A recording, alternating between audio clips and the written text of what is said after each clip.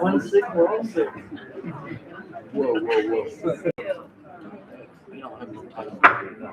So we'll call this meeting to order, February 11th, West Anderson High School District.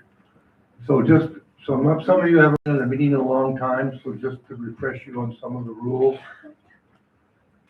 All comments for particular items are done just before that item comes up. When we go into closed session, which we're going to in a few minutes, only comments in that particular time period are for closed session items. So as we go through the agenda, comments from the public will be allowed at each individual step as we go through. It's different than it has been many years ago. This has been enforced for a couple of years. I just wanted to remind you of that. So roll call. Joe Gibson here. Romana Weeks. Jackie Lavera. Julia Renaro. Stacey Adams. Derek Rulon. All here. So are there any public comments for closed session items? Hearing none. We do have a couple of awards before we go into closed session.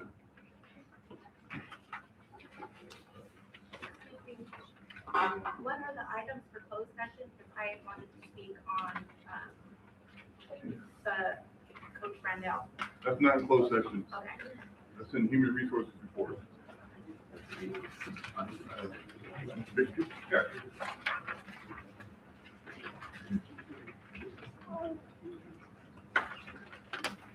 All right, good evening, everyone. Thank you. I think we should start this every time with just thanking you, Stacey, for initiating this process where we get to publicly just say thanks to one of our great students at each of the sites, and it's been really cool. Some of the things we were looking for when we picked, I don't know what it's called, board student of the month that's new this year, was it wanted to be someone that was just a great person all the way around, may have come from some adversity, does well, but is still really nice and humble. It's really my honor. It's pretty cool because this got picked when I wasn't on campus. I was at a meeting with Mr. Booth, and Mrs. Simonson was running the meeting, and so I came back. I'm like, hey, what happened there? It was cool because, well, it's Billy Smith, and he's near and dear to my heart. I want to read a few things that the teachers have said about Billy. This is from Melissa Goldman. She laughed when she said this. I hope it comes out good. Billy Smith showed up in my honors English class a day or two after the first day of school. He is already behind. There was a mistake in his schedule, and he had not been placed in honors. I had never had him in a previous class, nor had ever seen him before. If I was going to judge by a book by its cover, I have to admit I wasn't expecting Billy to blow my socks off like he has done. He immediately threw himself into the work in order to catch up, and the quality of work was fantastic. I thought to myself, who is this kid? I was instantly impressed, and he has continued to impress me with his work ethic, manners, and overall dedication to school. Billy is also a role model to younger students, as he is a wrestler for West Valley, and they all seem to love him and look up to him. I could not agree more with this nomination for Student of the Month. That was from Melissa Goldman. Those of you who know Melissa know she's a hard cookie, so if you've got her appreciation in the classroom, you've really earned it. So good job, Billy. I think she was judging the book by the cover because of your biceps. And just because you're jacked doesn't mean you're not intelligent. I hope. Next up is John Greeley. No matter how minor an assignment, Billy always takes his work seriously, even challenging himself to go above and beyond the assignment and learning more. During presentations, Billy pushes his lab partners to research the latest medical studies so that he can give the utmost professional and scientific and accurate information to the class. Above all, Billy's greatest strength is his ability to direct his maximum effort into anything that he does and a refusal to quit in the face of adversity. That's from Mr. Greeley. Next up is Mr. Weston. Billy's a great kid, an asset to our honors history class. He is very respectful and quick-witted. I appreciate he shows up the first period on time and completes his work in a timely fashion. He is not afraid to ask for help and advocate for himself. Most importantly, he is going to do great things in his future endeavors. That was from Mr. Weston. So it's my pleasure to introduce Mr. Billy Smith. Where are you, Billy?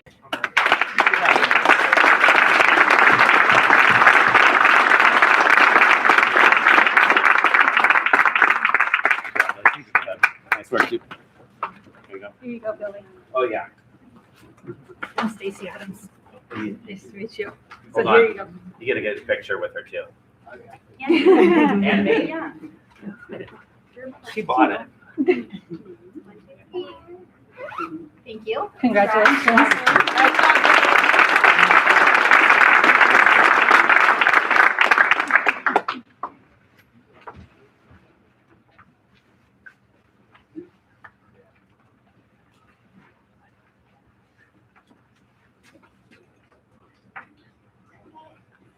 Good evening, board, and our large audience this evening. Is this thing on?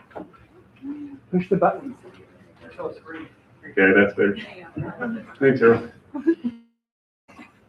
All right, so this evening, I have the pleasure, Tom Safford, principal at Anderson High School. I have the pleasure of introducing an awesome student, just like Mr. Bixby did.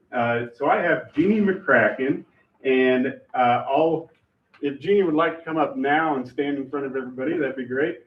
I don't think she's bashful.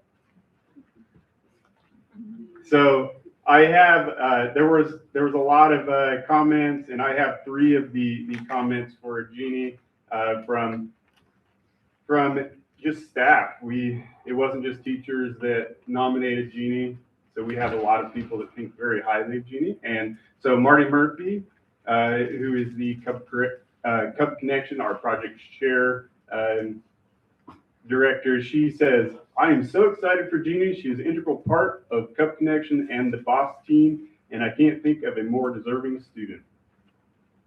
Miss Wonder, teacher, she said that Jeannie is the most helpful, kind student. She has a positive attitude and such a hard worker.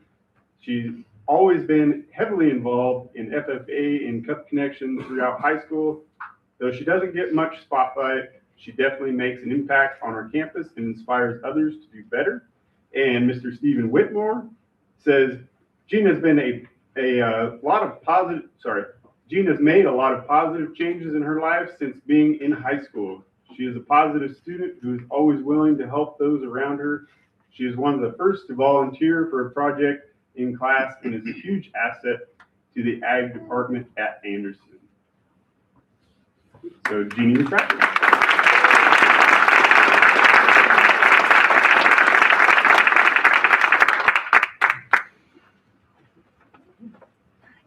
Nice to meet you.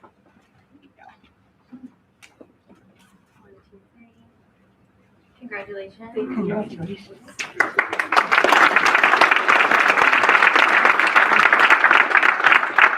Okay, now we will go into closed session. We will get as quick as we can. So much. Keep folks out here too long.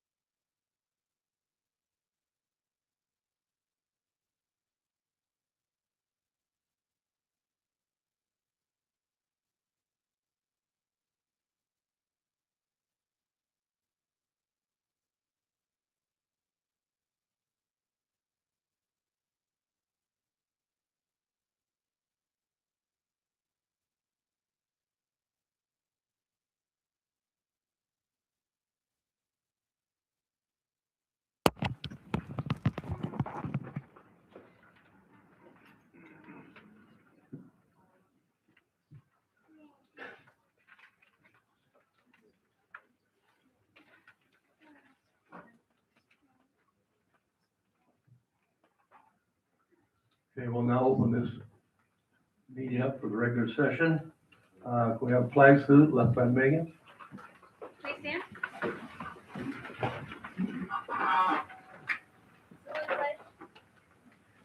pledge allegiance to the flag of the United States of America and to the republic for which it stands, one nation, under God, indivisible, with liberty and justice for all.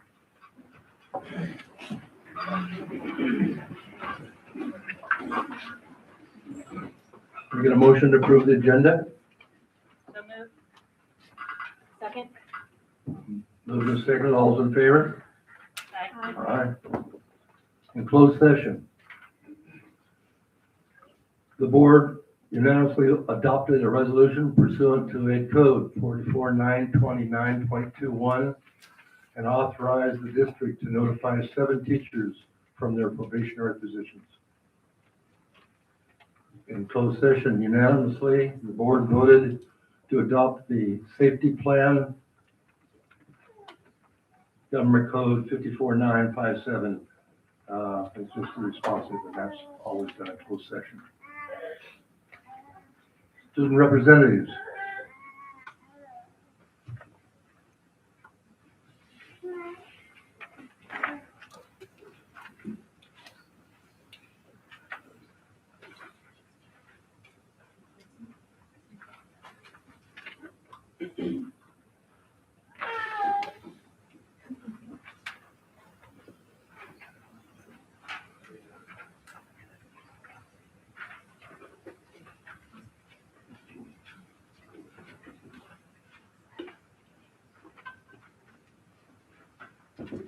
Good evening, board members and Superintendent Mr. Parker. Thank you for having me. My name is Peyton Wonders, and I'm a junior at Anderson High School. I'm first going to start off with some past events for you guys.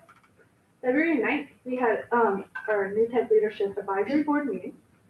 The week of February 2nd, we had fun celebrating our counselor, Ms. McWilliams. February 6th, our forestry students attended the logging conference, which never disappoints. Our yearbook training in Chico was on February 5th, and it was a very productive meeting. Our students still talk about it today. February 23rd, students had a great time on the ice in Mount Shasta with Ms. Hernandez and Ms. Marquez. Enrollment updates. We have currently 143 students, 42 ninth graders, 25 10th graders, 45 11th graders, and 31 12th graders. Since last board meeting, we have 1 freshman from Northern Summit, 1 freshman from in the district, and 1 junior from Foothill. Current events. Leadership is continuing to sell Valentine candygrams this week. We stopped today, and then we have our breakfast club tomorrow, which we'll be thinking about. And then recruitment still continues with Ms. McWilliams, and we'll wrap up before our parent night, which is March 4th. Upcoming events. New Tech continues to break new ground. First CTE pathways on campus, and next year Shasta College dual enrollment courses. We applied for 9 dual enrollment classes for the 26-27 school year. We have pre-calculus, statistics, health and wellness, intro to engineering, intro to municipal resources, environmental horticulture, career choices, understanding human behavior, and 3D CAD fundamentals. Tomorrow we have our breakfast club, which is our school assembly. Monday through Friday, February 16th to the 20th, we have no school for February break. Monday, February 23rd, Chico State is coming to New Tech to talk to all of our juniors. Friday, the 27th, we have a field trip to UC Davis with Mr. Lewis and Ms. Hernandez. Wednesday, March 4th at 6 p.m., incoming 9th graders, student parent night are welcome. March 7th, we have our crab feed cleanup, volunteer opportunity with Ms. Hernandez. And February 13th, we have our spring locking event. Does anybody have any questions? Thank you guys for your time. Thank you.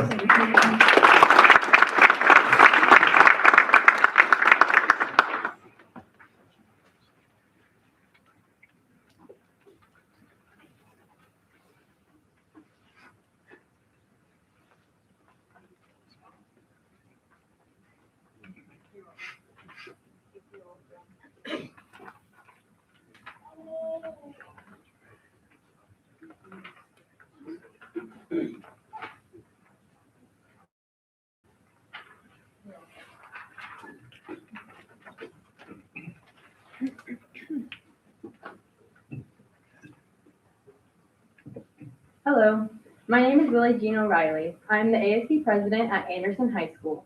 Thank you, board members and district office staff, for letting us update you on the happenings of our school campus. For athletics, our focus right now for athletics is sportsmanship and building up our programs. We have a lot of amazing new head coaches on staff that have a vision for the future of not only the sports team, but of the players as individuals as well. Coach Lawrence and Coach Jones are our two varsity basketball coaches, and they have done an amazing job implementing foundational life skills into the program. Our very own ASB Vice President, Ethan Safford, is signing with Walla Walla University in Washington, where he will continue his basketball career after high school. We're very proud and excited for him. Softball tryouts will take place the week after February break. Coach Dustin Gurney and Coach Sheridan Hawkins are looking forward to the season and building up our softball program. FFA. Lars Wold was elected as the Shasta section treasurer. 6 students applied for their state degrees, and they will be receiving them this spring. We hosted 130 students at the Shasta Student Speaking Contest. Thank you to all of the judges and volunteers who helped make it happen. Market Hogs will be here at the start of break. Leadership is currently selling candy grams, a postcard and candy conversation heart. They will be delivered this Friday as a fundraiser to cover the cost of senior activities. We are also in the middle of our Valentine's Spirit Week. Theater.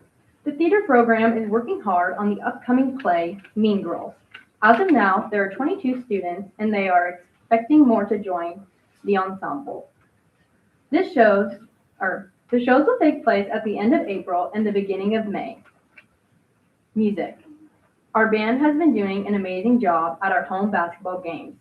We also have a sophomore trumpet player, Evangelina Ramos, who was chosen to perform in the NorCal High School at Sonoma State University on February 5th through the 7th. The music department is also preparing for a tour of all 3 feeder schools on February 27th, Anderson Middle School, Pacheco, and Tree of Life. For clubs, Cup Connection is gearing up for the 3-on-3 basketball tournament in March. The track team has a meeting tomorrow to recruit and prepare for the spring season. And Key Club Blood Drive has been rescheduled for the first week of March. Are there any questions? Thank you. Thank you.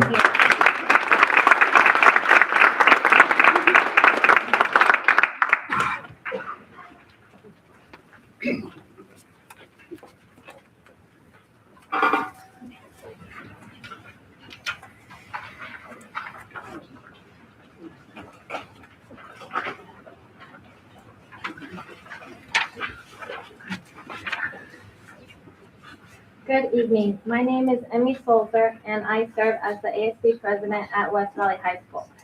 Since hearing from my ASB team, our school has had many sporting events, activities, and we have lots of upcoming plans that I'm excited to share with you today. Our girls basketball team has been working extremely hard this season. Both our varsity and JV girls are first in league. They are currently playing Anderson right now and have a big game against UPREP on Friday. Playoffs begin for our varsity girls next week, and we wish them the best of luck. Our boys basketball teams have also been working very hard this season. Our varsity boys are currently second in league, and they are also currently playing Anderson tonight and then UPREP on Friday with playoffs in the upcoming future, and we are excited to watch them in those games. Our girls soccer team has had an incredible season and worked so hard during each game. Our varsity team is 9-0 and won league title last night, and that was the first time since 2017. After their last league game against Central Valley tomorrow, they will be advancing to sections, and we hope the best for them. Our boys soccer team has had a great season as well. They are working very hard as a team and doing their best at each game. They also have their last league game tomorrow against Central Valley. Our wrestling team continues to impress us with each tournament they go to. This past Saturday, they competed at Lassen High School alongside 5 other schools for a league championship. Garrett Chain and Luna Keva earned NAL League patches, and West Valley took second overall. This weekend, they will return to Lassen to compete against 7 schools for the division championship, and we wish them luck. Our FFA team competed in the sectional LDE contest and delivered great performances. We had 8 students place in the top 5 of various events, and they received awards for their category and certificates for placing in the top 5. They continue to work each day, and we are proud of all their accomplishments. Our leadership class has been working very hard, and we have had great events since you last heard from us. We have been decorating the gym and have made numerous posters for our sporting events to support our players. Last week was our winter homecoming, and the theme was Avatar. During the week, we had spirit days to correlate with Avatar, games and music during lunch, and a great rally to bring it all together. Each grade level decorated a corner of the gym with their topic of Avatar. Freshmen were water, sophomores were air, juniors were forest, and seniors were fire. We had teachers come and judge each corner, and the seniors ended up winning. Later that night, we had an awesome dance that over 250 students attended. Along with homecoming, our leadership class was planning 8th grade Invasion Day. We had over 230 8th graders come to our school to tour the campus, look at clubs and activities offered at West Valley, and join us in our homecoming rally. They were able to get a small glimpse of what high school life looked like, and the whole day was so fun. We are now planning senior nights for our sports teams and making posters for each senior. We are excited for future events and plan to make the rest of the school year a blast. After some very stressful and busy weeks, our students are very excited for this upcoming February break. I, as well as all the other students, would like to thank you all for your support and help in our school district. Are there any questions you have for me? Thank you.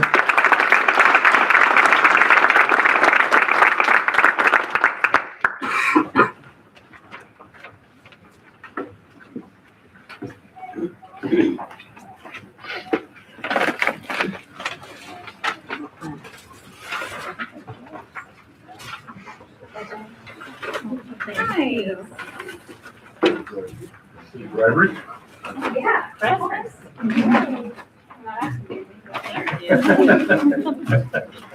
Thank you.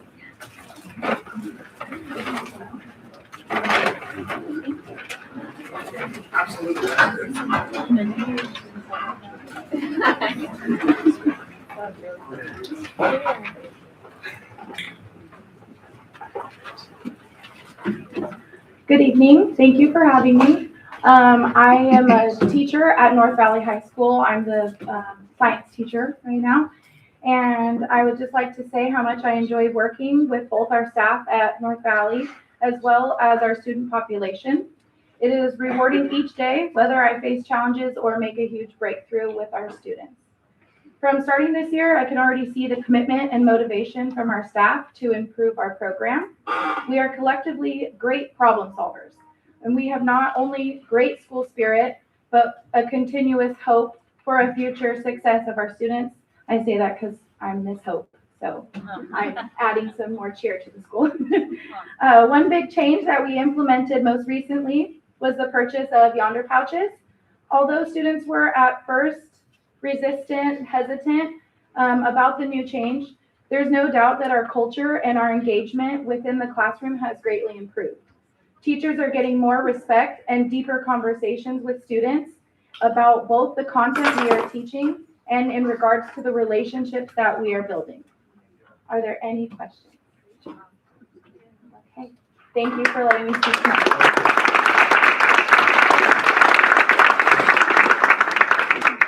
Okay, we'll move on to number 4. The board will hear comments from the public on agenda or non-agenda items. Individual speakers will be allowed 3 minutes to address the board on each closed session, agenda item, non-agenda item. The board shall limit the total time for public input on every topic to be 20 minutes. The board president may rule on the appropriateness of a topic and if the topic may be more suitable at a different time. The school district governing board cannot legally take action on a matter at one of its regular meetings if that matter has not been placed on the official agenda. You speak at the beginning of any of these, or as we go through one of the topics, you can speak at those points too. We'll now move on to consent items. Does any board member wish to pull one of these items off the agenda.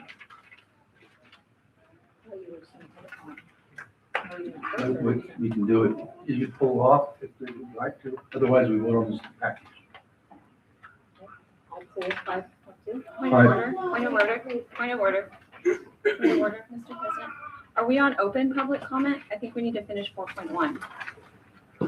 They can make comments at any time, Jackie. So they don't- But for what about for non-agenda items? That's true, I said that. So that would be right now. If they wanted to, If but there's I any think we're all non-agenda. waiting for, I just wanted to make sure, Okay, Mr. yes. President, that there wasn't anyone that had anything to make a comment on that's non-agenda, because otherwise they won't have a chance. Correct. Do they want to make any comments on non-agenda items? Okay. okay, moving on. Thank you. 5.2, Did we need to approve 5.1 first? no, we're gonna pull any off we would like to pull off. You want to pull 5.2 off? Yes, please. Okay, anybody else would like to pull the consent item off the list? Oh, wait, yes, minutes, 5.1. 5.1? Yes. Okay, 5.1 and 5.2 are pulled off. Anybody else? Okay, can I get a motion to approve 5.3 through 5.6? Motion to approve. Second. 5.3 through 5.6, moved and seconded, all's in favor? Aye. Carries. Okay, going to 5.2, which was pulled off. Would you like to talk about what you would like to do with 5.2?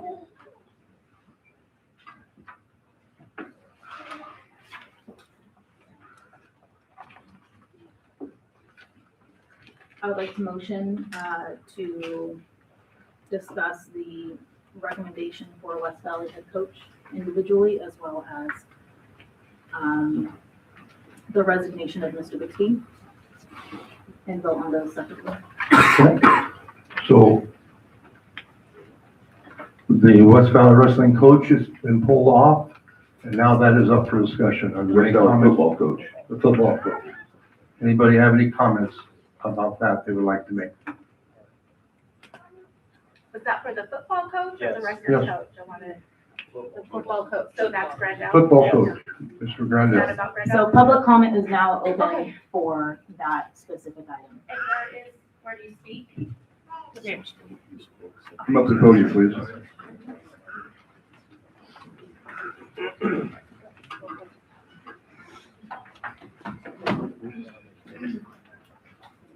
Just a reminder, each speaker is 3 minutes, and in 20 minutes, we're going to stop the topic. Good evening. I may stand here alone tonight, but I stand firm from the John Doe mothers who carry the same pain and the same resolve. My son alone with other young men experienced something no student athlete should ever endure. What happened was not team bonding, it was hazing. Hazing is illegal and it is not a tradition, it is not discipline, and it is not leadership. These boys trusted the adults responsible for their safety. They trusted their coach. Their trust was broken. My son minimized what happened to him. He downplayed it, not because it wasn't serious, but because he was ashamed. He was embarrassed, and that is what hazing does. It silences victims, it makes them question themselves, and it makes them feel responsible for what was done to them. Tonight is not simply about filling in a coaching position. It's about what message this board sends to students and families in this community. I understand that tonight is difficult. I see many familiar faces. I know there are relationships and history in this room. But when it is your child, everything becomes very clear. Safety becomes the only priority. Accountability becomes non-negotiable. There must be consequences and there must be clear messages that hazing will not be tolerated, not quietly and not conditionally, not ever. For the families who lived through this is not a casual decision. These events altered the lives of these boys that cannot ever be undone. For the families who lived through this is not a casual decision. These events, I already read that. What should have followed was clear and visible commitment to prevention, structured education, reinforcement qualities, transparency, and safeguards to ensure that this never happens again. Instead, time and energy is being spent discussing reinstatement. Across our nation, districts are stepping up. They are implementing proactive anti-hazing education, clear reporting systems, and accountability structures. Why hasn't this district done the same? Why hasn't this leadership taken the initiative with the platform that was handed to you? Bringing this coach back tells these boys that they endured was not serious enough. It suggests that reputation or convenience outweighs accountability. The district has already paid a significant financial sum due to incidents that occurred under this leadership. This payment reflected failures in supervision, oversight. Our children paid first. The taxpayers paid second. There was a settlement. There was not exoneration. A settlement does not mean nothing happened. It does not mean responsibility disappeared. It means that the matter was resolved without further litigation. I heard it said tonight that there is a power in numbers, and I saw boys encouraged to stand beside the coach to show support. There is powers in numbers. My son understands that firsthand. He was held down by several teammates during the incident. Some of these involved were continued to Ma'am, you have a lot of happen, people who want to speak on the continue to topic, hold your the time's highest done. leadership position in our students. Ma'am, Power you have is a lot of not people who want the to speak, issue. your time's done. Tonight, the board also holds power in numbers. I ask that you use this power to protect students, not to overlook what happened to them. Some may believe that it did not happen or he did not know, but the leadership Ma'am, is not Time is only up, and about there's you other personally people that have seeing. things to you're being say. disrespectful to everybody else. Other people have things to Oh. say. Look around the room. It's our turn now. What are you gonna do, board? The board Are you does gonna not, be the board does not have to proactive? dialogue with you, your time's up, thank you. Thank you for your time. Thanks. Can you just explain, Should I know prove they're law. speaking, but what does it mean when you table an item? When does it come back to vote on? Right away. Oh, it will be You mean voted. things we pulled off the consent? What was that? Things on, we just pulled off the consent? Yes, we're gonna vote on those. Oh, you still do? Yeah. Okay, so when you pull them off the table, then you come back. Okay. Sorry, I just wanted to. That's okay. Go ahead. I'm speaking to express my concern regarding the proposed hiring of Greg Grandel as a consent item in tonight's agenda, referenced under the Human Resources Report, Section 5.2. I would like this item pulled from the agenda so that a discussion can be addressed with the board to understand the impact to the West Valley High School community. I want to emphasize that my comments do not question or address Greg Grandel's character. My concerns are focused solely on the possible financial and legal ramifications of rehiring Mr. Grandel, as well as the perception this decision may have on the broader community. Further, in late 2022, after a civil settlement was reached, Mr. Grandel himself acknowledged publicly that everyone involved needed time to heal. I asked the board to consider if just over 3 years is enough time to heal, as the district continues to bear the financial burden. I also asked the district to consider hiring back a high school coach who resigned due to allegations presents significant risk to this school district. And while every case is unique, rehiring a coach after resignation due to serious allegations puts the school at high risk. West Valley and the Anderson Union High School District should be expected to objectively review the agenda item. Reinstating Mr. Grandel at this point may send a negative message to students, parents, staff, and the broader community. Such action presents reputational risks and could reignite controversy, placing additional strain on the football program and its members. Furthermore, should any impropriety or even a single incident arise following a reinstatement, it could potentially lead to additional lawsuits against the district, compounding fiscal and legal challenges already faced. The impact of this decision extends beyond those directly involved, potentially eroding trust and morale throughout the school community. The risk of renewed controversy and harm to district reputation is substantial, and public perception can be difficult to manage in such situations. While I acknowledge and appreciate Mr. Grandel's strong coaching history at West Valley High School and understand the importance of forgiveness and forward progress, I respectfully urge the board to thoroughly evaluate this appointment and engage in open dialogue. If there are no concerns, discussing the matter should pose no issue. Our community must advance and heal without revisiting past problems, prioritizing our students, families, staff, and reputation of the Anderson Union High School District. Ultimately, this is not a reflection on Mr. Grandel's qualifications or character, rather an appeal to the board to thoughtfully consider all potential impacts. And should the board bring forward this agenda item for discussion, I will fully support the board's decision and outcome. Thank you.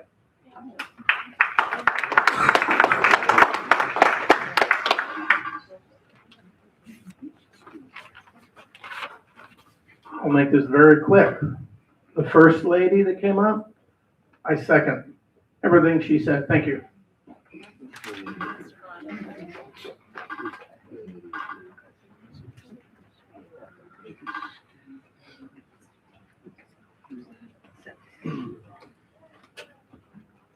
Good evening, apparently I'm taller than everybody else that was up here. Good evening, members of the board, administrators, and community members. Thank you for allowing me the opportunity to speak. I'm here tonight not just as a former player, but as someone who was mentored by Coach Grandel outside of school and who has carried that mentorship into my own coaching. One of the core principles Greg has taught us over the years is we don't coach the player, we coach the young man. That philosophy shapes how you lead. It means accountability matters. Integrity is not optional. And it means standards exist not to control, but to prepare, protect, and to shape the lives of young people far beyond the field. We all arrive at tolerance and acceptance by varied paths. Some come by it as a matter of course, others by experience. In coaching and in life, experience is often the deeper teacher. It sharpens judgment, clarifies values, and reinforces responsibility. The leaders who have walked through complexity are often the ones who are most equipped to guide others with wisdom, humility, and care. There's a saying thrown around nowadays that the first step in solving a problem is recognizing there is one. Real leadership does not avoid that truth. It confronts it, confounds to it, learns from it, and recommits to the standards that build trust and character. What Greg has instilled in me and in many others is the understanding that coaching and how we choose to live our lives is stewardship. You are entrusted with young people's lives. Your influence extends far beyond wins and losses, and your responsibility is to help young men become better people than when you first met them. This decision is about culture. It's about whether we value leadership that understands accountability, growth, and the long view, or whether we retreat from those ideals when they require courage. I believe Coach Grandel represents mentorship shaped by experience, guided by integrity, and focused on preparing young people for adulthood, not just athletics. And I trust this board to lead with wisdom, fairness, and conviction. Character is not built by avoiding hard moments. It's built by leading through them. Thank you for your time and your service.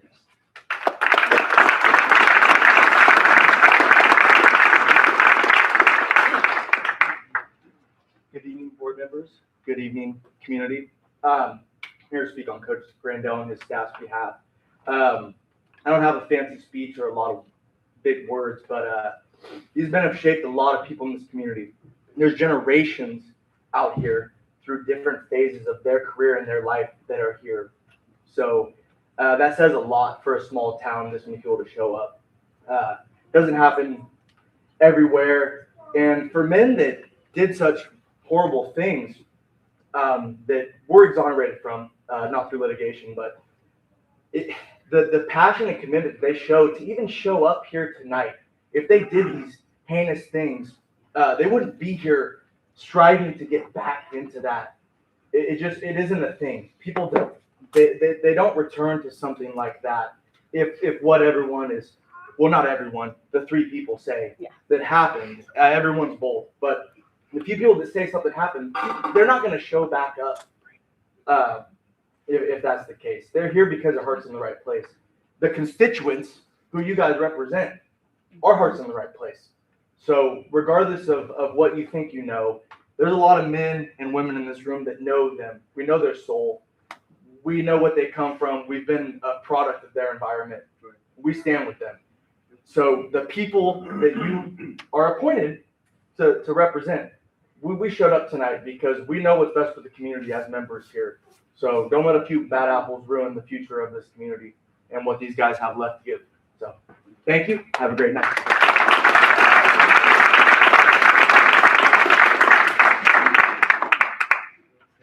Hi, members of the board. I actually do have a little speech, and I'm really nervous. This issue is really close to my heart. Greg Randall's my dad. So let me try not to cry the whole time. I'm speaking today not just as a daughter, but as someone who has had a front row seat to my father's character for my entire life. My dad is not a perfect man, no one is, but he's a man of deep integrity.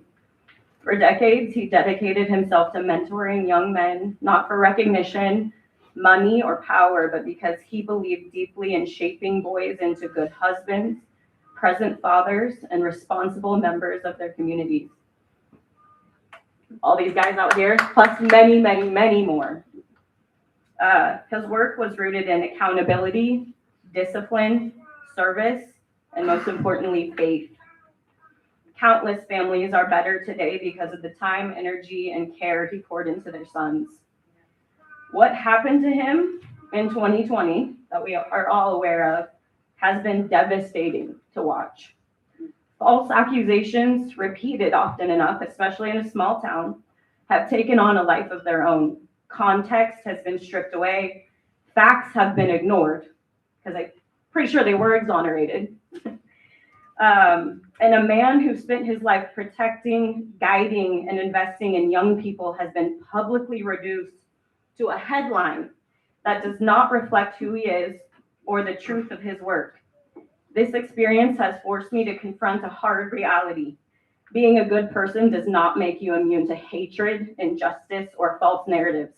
In fact, history shows us the opposite. I think about Jesus Christ, who was also falsely accused, misrepresented, and condemned, not because he lacked integrity, but because truth, conviction, and moral leadership often threatened those acting out of fear, pride, self-interest, cowardness. His life reminds us that public opinion is not the same as truth. And accusations are not the same as guilt. My father's character has been consistent for decades. Over 20 years, he coached at West Valley. There was an isolated event. There's a bigger picture. His values did not suddenly change over 2 decades. His heart for mentoring young men did not come from a place of harm. It came from a place of responsibility and care. Investigations were conducted, facts were examined, and yet the damage of accusation lingers far longer than the truth ever seems to. What he has endured is not just professional, it's personal. It has affected my family, his reputation, and the community he served so faithfully. And still, through all of this, he's carried himself with restraint, dignity, and faith, trusting that truth matters even when it takes time to surface. I ask this. I'm sorry, your time is up. Give me great, everybody. Thank you. Thank you.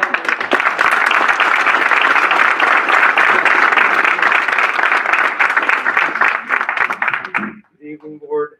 Again, I am nervous as well. My name is Drake Martinez, and I am a proud former player at Coach Randall. I graduated from West Valley High School in 2017 and had the honor of playing under Coach Randall for 2 seasons. During my time in his program, I learned lessons that extended far beyond the football field. Coach Randall's guidance, discipline, and leadership helped me shape me into the man I am today. I have carried his advice, values into my everyday life. I am now blessed to be married to my beautiful wife for 2 years and to be the father of an amazing son. Coach Randall has inspired me to strive to be the best version of myself, not only for me, but for my family as well. I'm writing this letter to strongly recommend Coach Randall. West Valley High School would be truly fortunate to welcome him back as a coach and mentor. He is a man of integrity, strong values, and deep commitment to family and community. Under his leadership, West Valley experienced tremendous success and earned the respect of coaches throughout the North State. His dedication to coaching football and his commitment to building young men of character make him an outstanding coach. I fully support Coach Randall, and I am confident he will bring leadership, discipline, and continued success to your program. Iron sharpens iron. Thank you.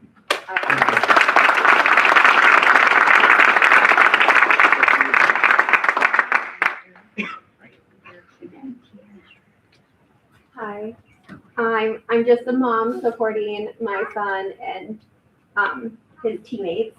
So, good evening. My name is Shakti Gurney. I'm the parent of a current junior and an incoming freshman here at West Valley.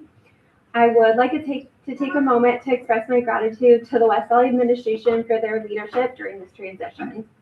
When the football program faced significant changes at the conclusion of this past season, our student athletes chose to rally together and advocate for positive change. I'm appreciative of all the administration who chose to listen to their concerns and goals presented by the players. Mr. Bixby provided them with honest feedback and gave them clear, actionable steps to move forward.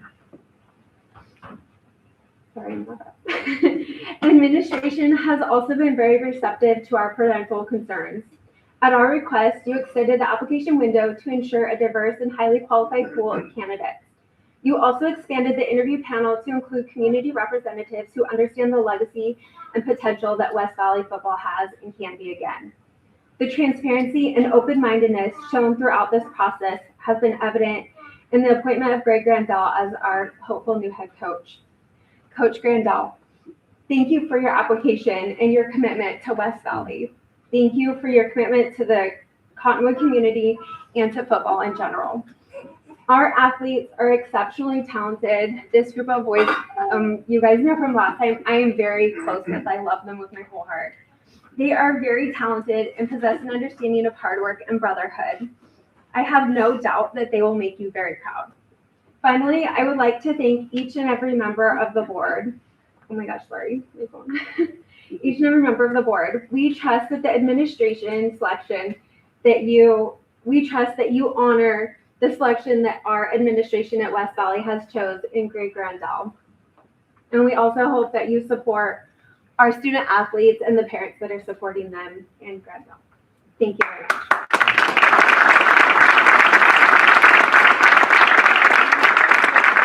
There will be 2 more speakers on this subject. The 20 minutes will be up.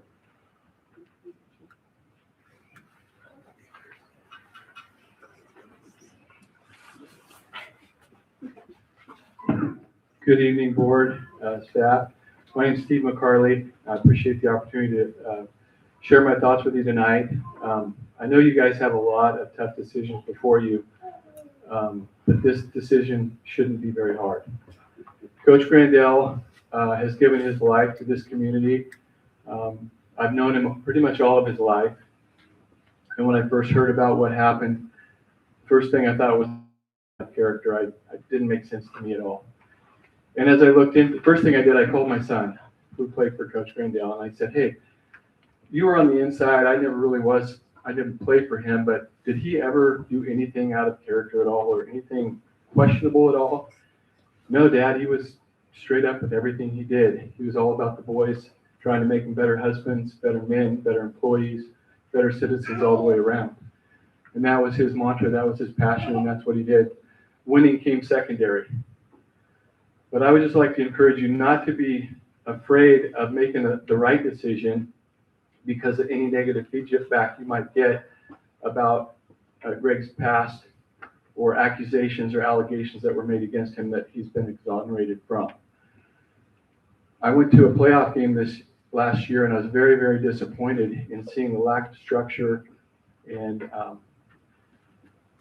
just the way the football program had felt like it had disintegrated a little bit after all that he had given to making it such a great program.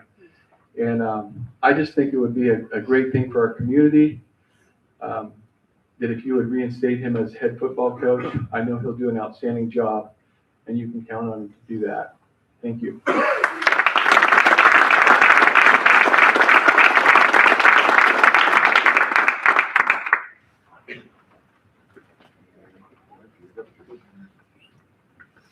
Do we have any more speakers?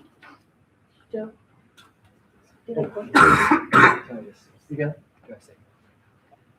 So I serve as the student board member, and I don't have a vote in this matter. Thank you. Wow. But I serve to represent the views of the students, and I know that there's a lot of concerns, and that there's risk that comes with a big decision like this, and I think it's important to understand that, and that the board understands that. But I think it's also important that they make the right decision for the spirit of our school moving forward, and that they back up Coach Grandel on whatever decision they make. Because it's a big decision, and it comes with a lot of, just echoing what other people are saying, it comes with different risks, and you can't ignore that those are there for our school. And this isn't a question of Coach Grandel's character; it's just a question of those who oppose a decision like this. So I trust that the board is going to make the right decision. But coming from a representation of the students, I know that this is a good choice for helping better West Valley as a program. And I think that we just need to be certain of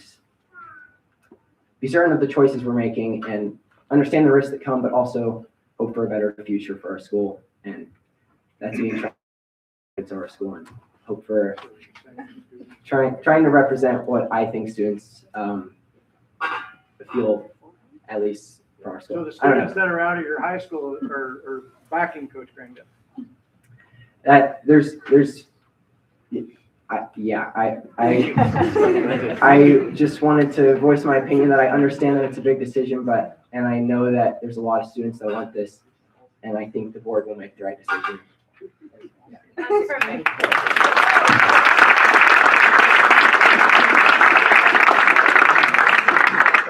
So, do I have any motions going to come from the board?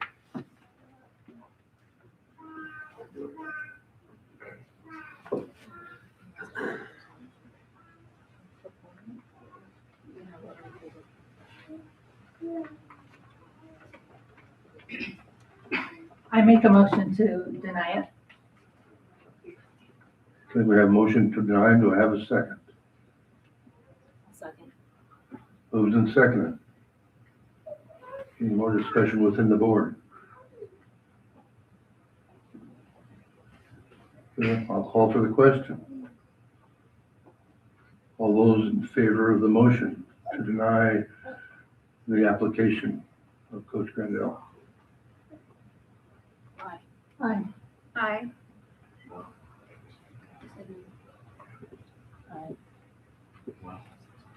Aye. Wow. Motion carries unanimously. It's embarrassment. Embarrassment to your community. Wow. Definitely. All the kids say on the high school. You wonder why this high school and the other high Okay, school are that- down is that- because of your guys' You guys is over now. There are public elected officials. If you're disappointed, Yeah. say to us at the ballot, but please be respectful. Are we able to, where do we submit, like, suggestions for new board members? That's elections. That's election comes up. Yeah. So, we have another item that was pulled from the consent. Mr. Justin Bigby, principal. Okay, we're gonna take a 5-minute recess. Shame on you. Don't they work for the community? Oh, no backbone. Zero backbone. How many students?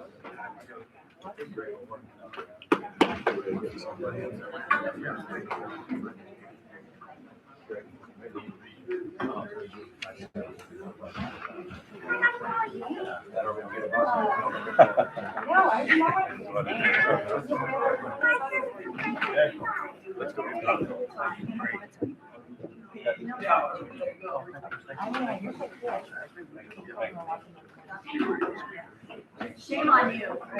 Shame on you. This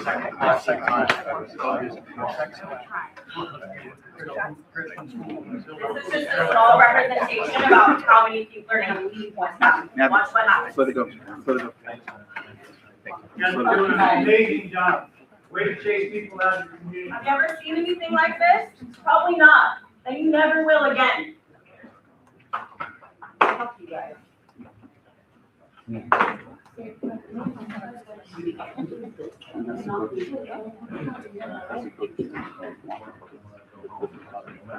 I mean, other than, you know.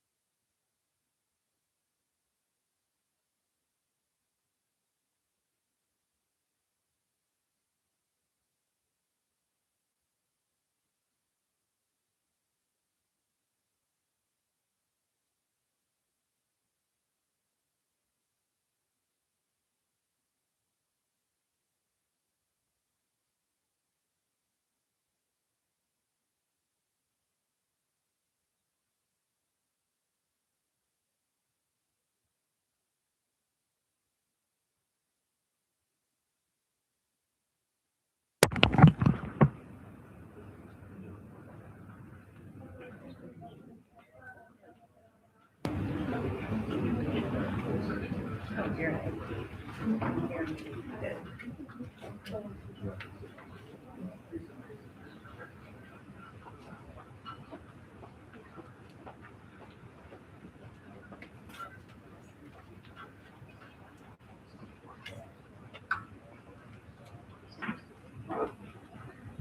you, Joe. You're welcome. So we have one more item that was removed from the consent, two more items. Do you want to fix the minutes on the January 21st thing? Is that the one? Jackie? Yes, I just wanted to add that during my comment, I also supported Stacy Adams' desire to explore combining schools. If we can add that to the minutes, please. Thank you. I don't remember that. Okay, going on to the second item that was removed. So other than that, that's the only thing on that? Yes. Can I have a motion to accept 5.1?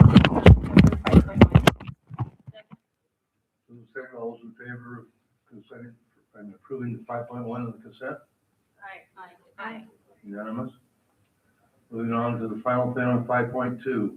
Justin Bixby. Do you have a motion to make there, Jackie, on that one? I think we're, so there was a motion to be made to accept the resignation. Mm-hmm. Okay, it was moved and seconded to accept Justin Bixby's resignation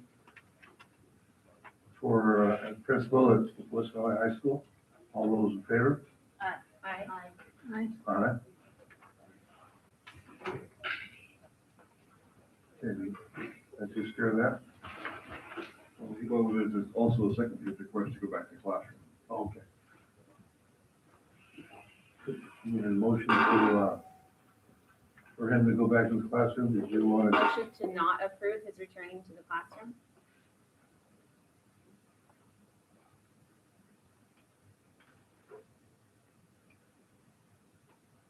Does he have a second for that?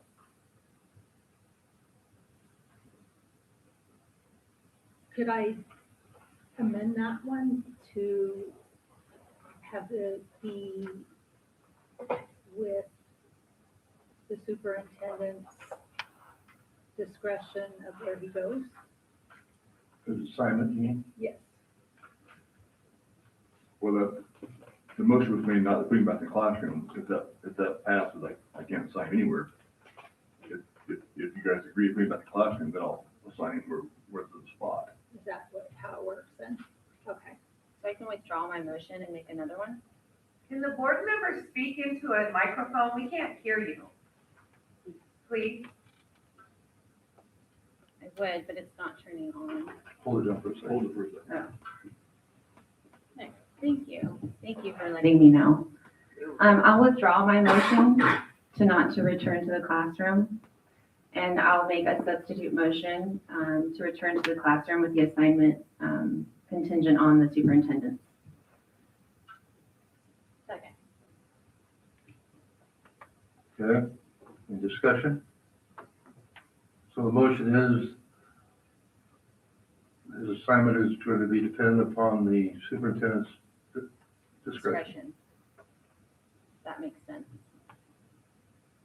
Do I have a second on that? Okay, moving second, all those in favor? Aye. All right. That motion carries. Okay, moving on to 6.2.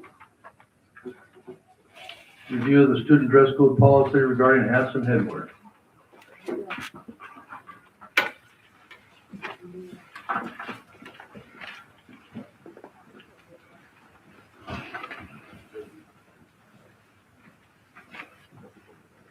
Okay.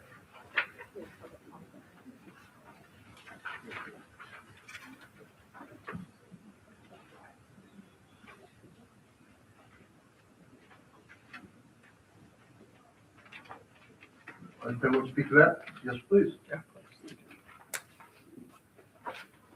So thank you again for the very difficult decision you just made. The tough decisions are usually the right ones. and a lot of times they're not popular, but, you know, I give this board credit in the last 3.5 years for making a lot of tough decisions that were not popular, so that's the reality, that you guys made a tough decision. And what I'm gonna talk about now, please don't interrupt me, this is my time. So if something is innocuous as a dress code, okay. What I'm really talking about here is apparently the current dress code reads no hats or headgear or something like that with a religious exemption and maybe a medical exemption. I'm paraphrasing. But then it came to my attention that headgear was being allowed if it had district logos or names of programs, I don't know. And so that concerned me right away. We have to be fair, firm, and consistent and be the example for the kids. We can't be the left hand not telling the right hand what's going on. That confuses the staff, it confuses the kids, confuses everybody. I did look up, as much as I do not want you to emulate Shasta Union High School, they do have a good dress code and their hats, and I sent it to all of you a couple of days ago, whether you've had time or not. Hats, caps, and other head coverings shall not be worn in the classroom, exemptions granted for cultural or religious. So they do allow hats, caps, and head coverings, but just not in the classroom. And I would say, you know, it's hot here in the summer, probably a ball cap to shade the head would be great. In the winter, it can be a little chilly outside, maybe a knit cap or something. But again, they don't need to wear those things in the classroom, right? Because if they're wearing them for climate reasons, they don't need to wear them in the climate control classroom. So I'm certainly going to recommend, I know that this was not one of the options in the agenda to adopt this similar verbiage to Shasta Union High School, but I would actually recommend you adopt such verbiage. I just think it's a simple right. Can you read that verbiage again real quick? Hats, caps, and other head coverings shall not be worn in the classroom. Exceptions may be granted for cultural or religious reasons. So they do not have a ban on hats, caps, and head coverings, a full out ban. So I just have to be logical and reasonable about it, be consistent about it. That's all. You know, this isn't rocket science. So I appreciate everybody's time, and I hope you guys can get the verbiage knocked down soon and have it in place, hopefully before the end of the school year. I know how slow government works, but I appreciate your time tonight. Thank you. Thank you, Mr. Rogers.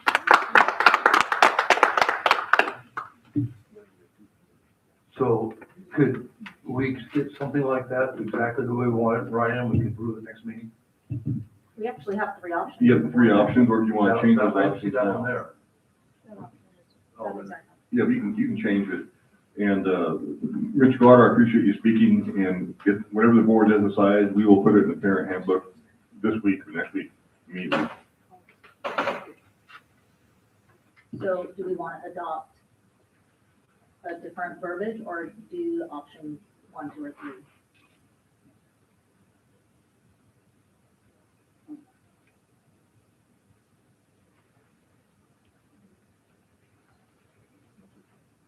Well, the most closest one I see that makes sense is just hats only outdoors, which is number 2 option, I guess.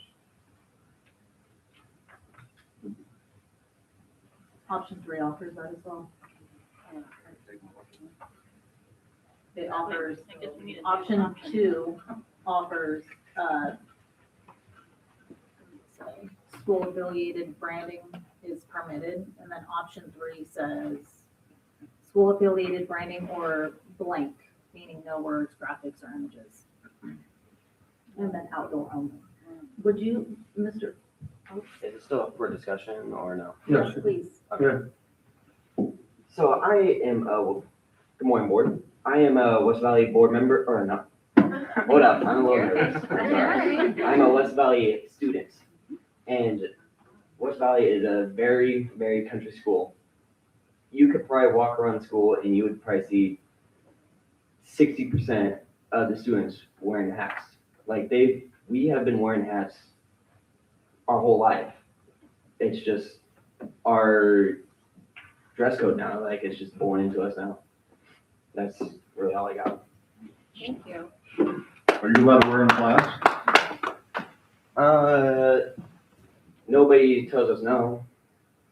We wear them in hat in class all the time. Any other questions? No, but thank you.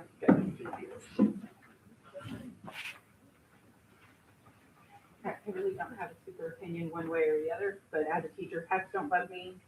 Students don't wear them. In my class, it's kind of a teacher by teacher situation. I wear a hat during summer school. My complexion does not support sitting in the sun at the pool for 2 hours without one. So I can see the reasoning why our kids would want to have some sort of covering. You brought up West Valley, that's where I'm at, so that's where I'll speak to. It's kind of wide open, not a lot of shady areas, which we found during COVID when it started raining and everyone tried to huddle under the itty bitty teeny tiny little eaves, and it didn't work out real great. So as far as that goes, I don't see it as a big deal to allow students to have hats as long as they're not derogatory and represent things like drugs and gangs and those things. I would caution when we start going down the road of adding qualifiers of reasons kids can have hats, because we start excluding things. For me, it's the IEP. I get kids that come in from 8th grade with, I get to wear a hat in my classroom because of my IEP. I'm legally required to allow them to do so. So just be careful when you start putting the language in there that we don't kind of put ourselves in a box that doesn't include those kinds of situations. Thank you, Tamara. I didn't use my whole 3 minutes. Can I have 15 more seconds? Yes. Only because I forgot a very important point. But when she brought up blank hats, that's a First Amendment issue. And Education Code 48907, I think I also emailed that to the board. If you're going to allow sweatshirts with names, logos, etc., and pants or socks, you got to do it for the hats too. Right? Just no profanity, no illegal stuff, all that normal. Yeah, let's keep that out. You've already got that. So thank you for bringing up the blank hats, because we can't do blank hats. If you're going to allow the gear, it needs to conform with the same standards as the rest of the civilian attire. Thank you. Can I say something real quick? Respectfully, our attorney disagrees with that statement. Megan has a comment. This is not really a hill I'd like to die on in all day, because, I mean, I have students who walk out of class simply because they're upset with any number of reasons. I'm trying really hard to get them there. And I have a lot of kids who their hat is their security blanket. I know that seems immature, but my students are immature, and it just doesn't seem like an important thing to worry about. Yeah, honestly, I've given this a lot of thought, and having kids in school, boys and girls, with the hat issue. And, what I've experienced over the years, and I know it's been the district's experience as well, is that, like Tamara was saying, and that's a great point, Tamara, is that you start adding qualifiers and it gets to be a mess. And I think that's what school after school and district after district has done, is they get themselves in that, they add qualifiers, then it gets messy, and then they just say, okay, no. But I, as a member of this board, am in agreement with Mr. Gallardo. I like Shasta's policy. So I would be in favor of adopting that. That would be like a different option altogether, because it's not on here. So can we make a motion? Is that a motion? Yeah, before we make a motion, Mr. Parker, can you just explain or share what you explained to me when I asked about this topic, why the hats were banned in the first place? Well, years ago, kids, they wear them backwards, they wear them sideways, they were wearing them in class. One teacher would allow it, and another teacher wouldn't, so that kid would come to that class and say, if you took the hat off, and the kid would pitch a fit because the other teacher allowed it. And then there's inappropriate hats, Budweiser, Coors. I think the murder code of California 187, I think kids wear 187 hats. So there's a lot of compounding factors that just the district at one time decided to no hats at all. But obviously, according to the student, the district no hat rule, West Valley is following it. Anderson is allowing it for school logos, so it's evolving. So whatever you guys decide, we're going to enforce. Yeah, I think we should try it. I didn't use all my 3 minutes, can I come back up? So, I don't know who said it, I think it was you, sir. People were wearing it sideways and that kind of junk. Nobody at West Valley wears it sideways, they're always facing forward. And in the few exceptions that a kid does bring, like, for example, like a Coors hat, like as a Coors brand, they will be told to go to the office and take it off. That my 2 cents. Thank you. I don't have an issue with hats. I don't have an issue with hats in the classroom nowadays either. I see people even wear hats in church when I go there, you know. I think times have changed, so I don't mind the kids wearing hats in the classroom and outside. I agree with Megan. I don't think that's hills we want to die on right now with kids. I think if they're coming to class, let them wear a hat. If they're coming, if they're not disrupting the teacher. So I think we have other things to deal with.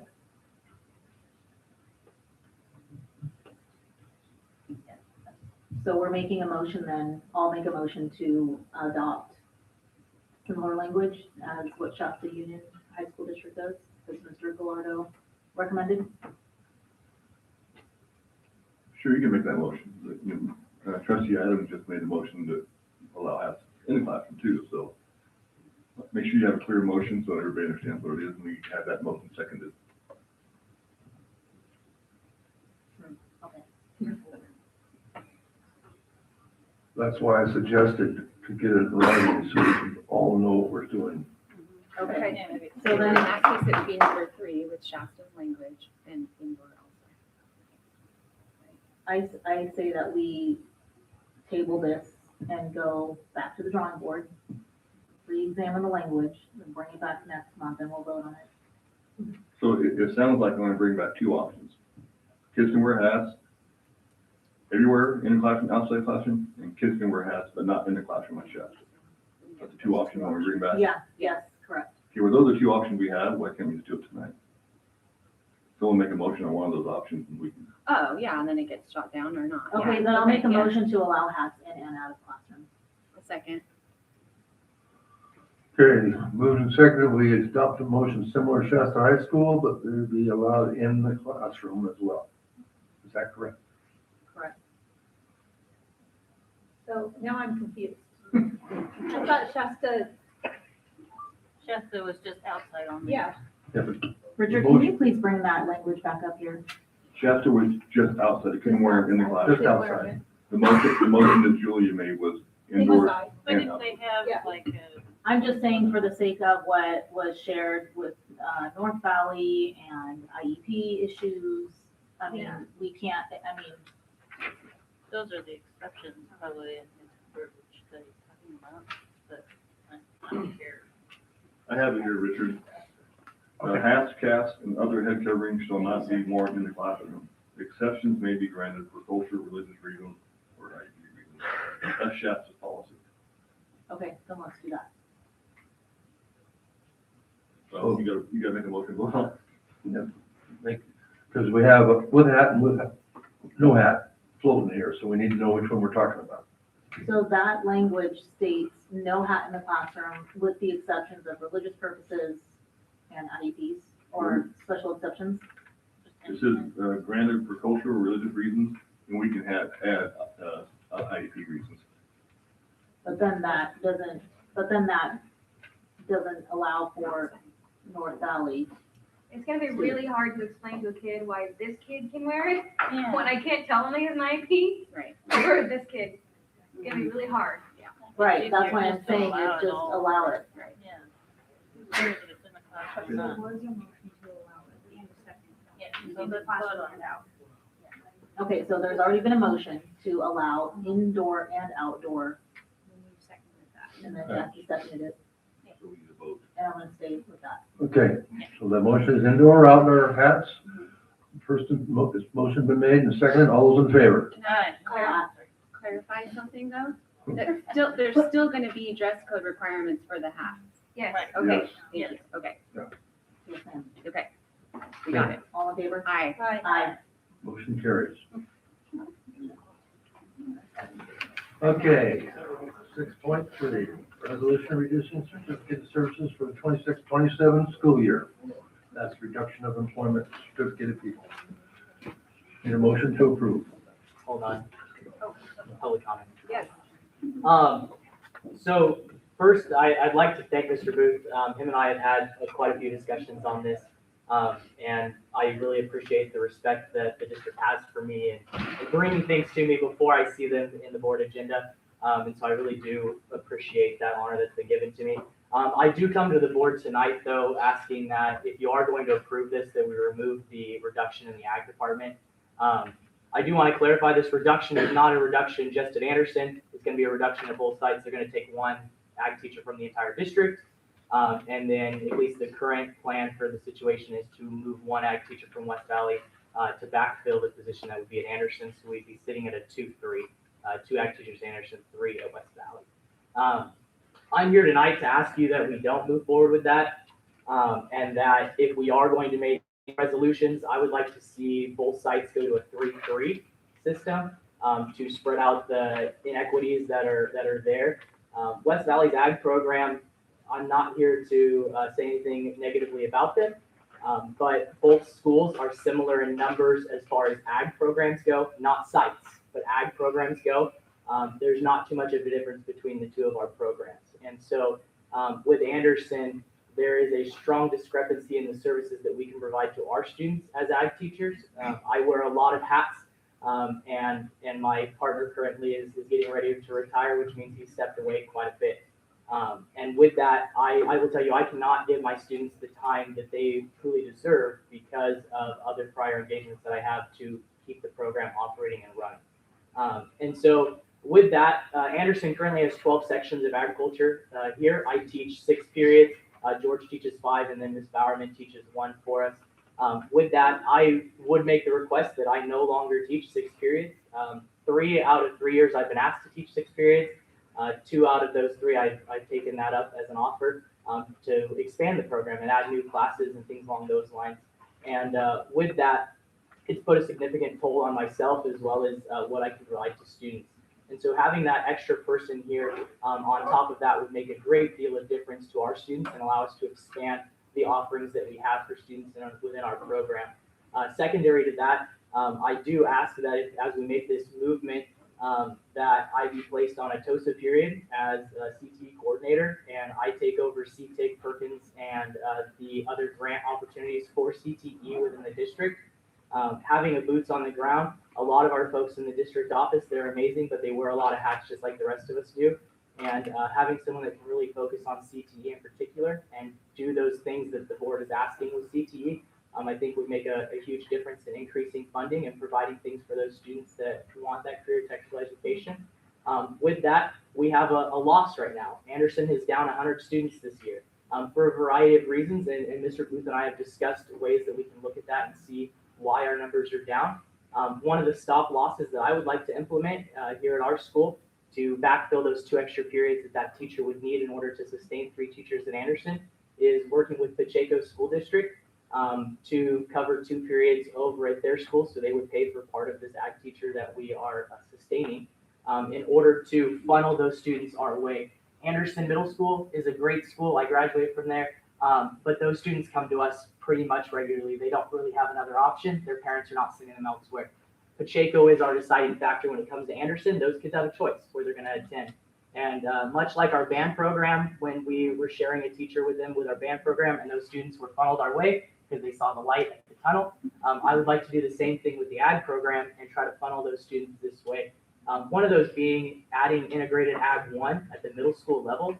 That would mean that when students get to Anderson, as a freshman, they're jumping into integrated ag 2, which is a biology course, which means those students are then going to be required, because they need 2 years of science with us, to hop into our higher level sciences like ag chemistry, horticulture, and farm management. That's going to do 2 things for us: increase enrollment in those courses, but also hopefully increase and sustain our science level courses and state testing, because those students are going to have a wider breadth of knowledge when it comes to science. They're going to have chemistry underdeveloped by their sophomore year, and hopefully that will improve our test scores as well. So I do ask the board to remove that line item off of there if you do choose to approve this tonight. So Board members, this is a generic statement. We don't specify teachers, we don't specify departments. We're just doing a generic here for the layoff. That's between Mr. Booth and the principals, and he is supposed to negotiate with them and not us. So this motion is to just, it's a resolution so they can move forward in doing the changes. There's no specific thing in this, just they want to make those changes. So then it comes back to us if there's any layoffs, any moves, that stuff comes back to us later. So what he's talking about might be a good idea, but that's not this motion. We have another speaker. That's a whole different, oh. Oh, thank you for letting me speak really quickly. I just wanted to say that as a parent in this district, at this school, and with a daughter too that's gone through the FFA program, and one that is currently deeply entrenched in the FFA program, I'm so appreciative of Mr. Whitmore, and I really want you guys to hear from a different perspective. While he has these amazing ideas, I don't think he even can explain to you how much he does here. And I'm eternally grateful. I know how much he does because my daughter's never home and she's always with Mr. Whitmore out of town and at all these things. And there is a need, I think I brought it up a couple years ago, for more ag advisors at Anderson High School. It's a wonderful program. It's one of those very positive things when we don't get to talk about the positive very much.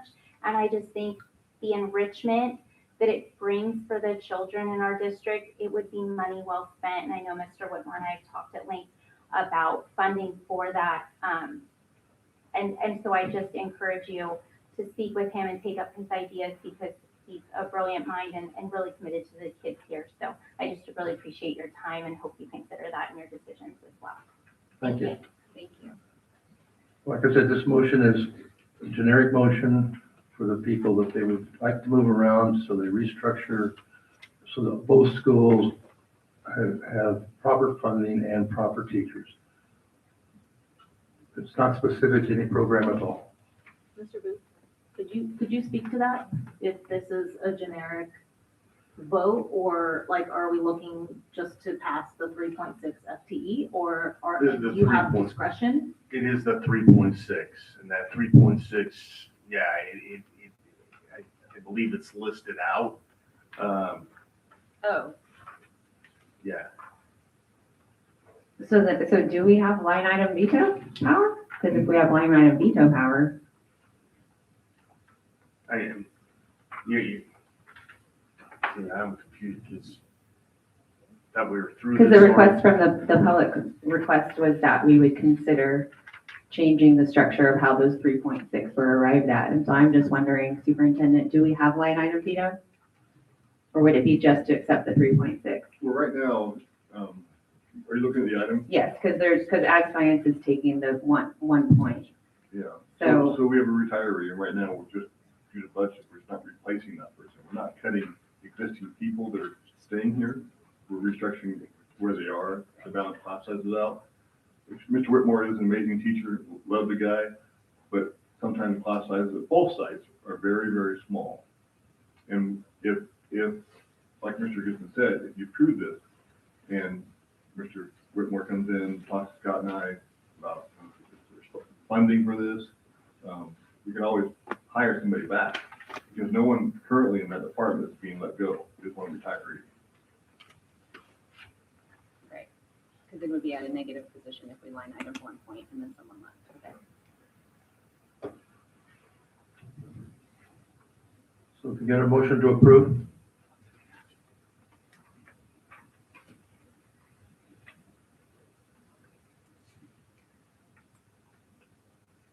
Mr. Whitmore, have you already sat with Mr. Booth and explained your ideas and solutions?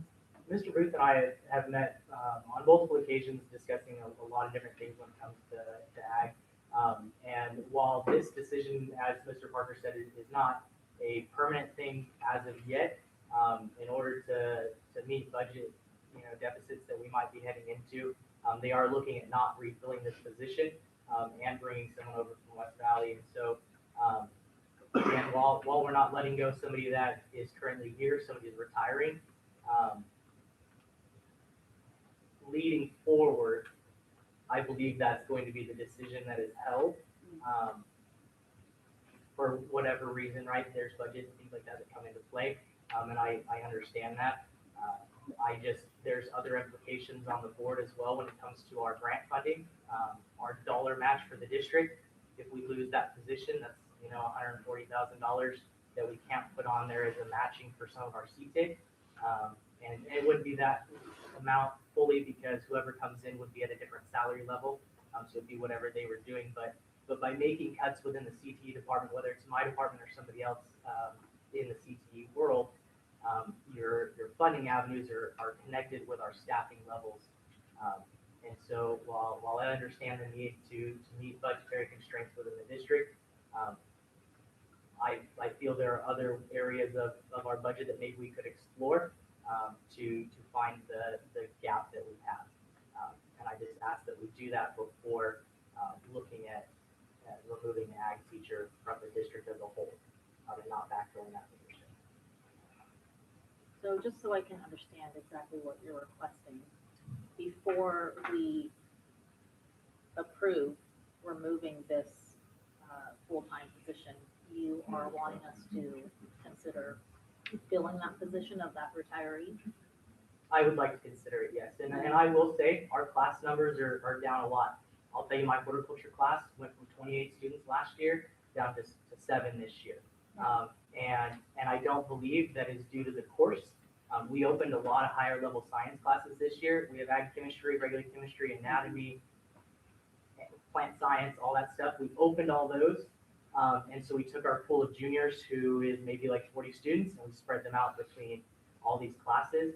And working with Mr. Safford here at Anderson, we've come up with a rotation between us and the regular science program in order to ensure that our class sizes stay elevated where they need to be for the budget.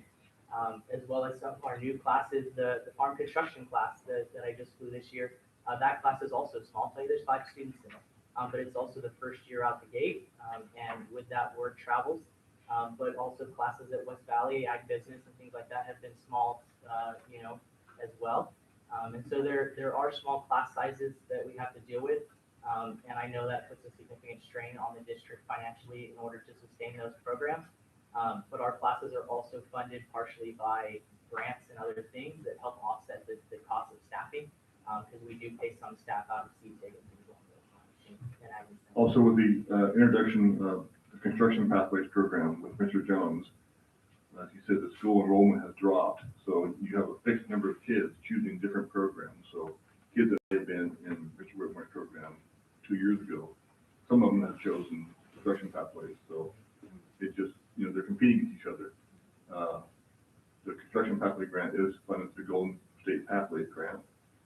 If that grant, when that grant expires, if those class sizes remain small, we'd be having the same discussion with that program. We simply can't fund a full-time teacher with 5 kids in this class and 6 kids in this class. It's not economically feasible. So if we do pass this the way it is, and there is a need down the road, we can always change it, correct? Correct. We could always fly a position and hire someone back. Yeah. Okay. But I hear, Stephen, I think what you're saying in a nutshell, though, is that you do that, but then the danger is you're not going to be able to get those grants coming in because you don't have that position to offset applying for those. We still would receive those grants 100%. You just, our matching dollar value decreases, so our percentage of received from the state would go down. I'm sorry to interrupt you, Steve. I want to make sure it's clear. So the person retiring has a higher salary than the person that's coming over from West Valley. So they're still getting it, this is a lower amount because that teacher's making less. If someone from West Valley resigned, moved away, and we hired an experienced ag teacher, we only get 12 years service in our contract, but still not much to involve. No, you're still going to see a reduction in your funding value, but far less as losing a whole position. Right. Yeah, it's just a matter of how much. I can't give you that number. Right. But it would shrink. Yeah, that number changes every year for the position of funding from the state based on how many people apply for the grant. Okay. So did you make a motion I don't think that was to approve? No, I'll move to approve. There's a second down there. I'll second it. Moved and seconded. this reduction statement that's in the board packet. All those in favor? Aye. Aye. Opposed? Motion carries. And Mr. Booth, one reason Mr. Booth and I have a conversation with you about possible grants on separate people. If that's possible, we'd love to do it. No, 100%. Certainly. And I promise it Today- wasn't a try to be a dig. I just want to be as clear as I can with the board. I have sometimes you guys don't. We don't. Get to see all the pieces that come with that, Yeah, or thank full different pieces. So Appreciate I just wanted to be able to give a little bit of clarity as some of the things come our way. And thank you for coming. Yeah, thank you. Are here every single meeting. I try. And you give valuable information, and I love your ideas. And I'm curious to see if you could make your idea of doing an intro to ag in the middle school. That would be amazing. So, I don't know how that would work, but Yeah, I'm sorry, remind me, have you spoken to Chico yet? I have spoken with their principal. He was very impressed with our program at 8th grade day, as well as a few of their board members. And so they are also in budgetary issues, so we would have to, figure out how that would work for them and if that would be something they would be on board for at this time. But they are open to the possibility of trying to go down that route. And the effort to stop loss for us, I think that's a valiant effort to try to guide a program, even with, same thing with, Mr. Jones's class, partnering with Tree of Life. They have a wood shop program over there that is doing great things from what I'm on their board for their grant that they have. I volunteer on that, and so trying to connect with those folks as well to get. After the February break next week, make an appointment with Scott and then we'll talk. Perfect. Thank you. Okay, moving on to 6.4, summer school calendar. Do we have any comments on that calendar? motion to approve? Second. Moved and seconded, all those in favor? Aye. Unanimous. 6.5, memorandum of understanding with California State University, Merced, which guarantees admission to Ennis High School District students. I actually did make a typo on this. It's not California State University, it's University of California, Merced. So my apologies on that one. University of California, Merced, right? Yes. UC Merced. It's a normal thing we do, right, with these types of No. things? It is new with this school. I think they're trying to compete with UC Davis. I actually went on their website and watched a lot of their student testimonials, and I think it's a really good opportunity for our students. Cool. Got a motion to approve? I'll motion to approve. Second. Moved and seconded, all those in favor? Aye. Aye. Aye. Unanimous. 6.6, agreement with Shasta County Office of Ed for attendance support services.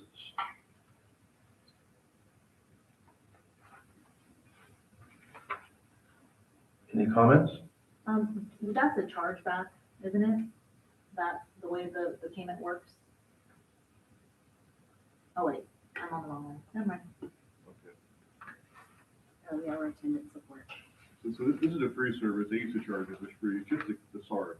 When we have a student attendance problem, we send them to the SAR. Motion to approve. Second. All those in favor? Aye. Aye. Did you vote on that, Jackie? Yes, aye. Unanimous.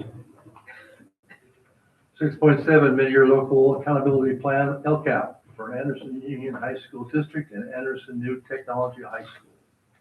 Fantastic. Well, certainly, I thought everybody was here for the mid-year LCAP. It's all right. Okay. All right, a little bit of background for the mid-year LCAP. This is something that came out of Assembly Bill 114 that requires LEAs to present a mid-year update for their LCAP and a budget overview for parents annually on or before February 28th. The LEA must include two key elements, right?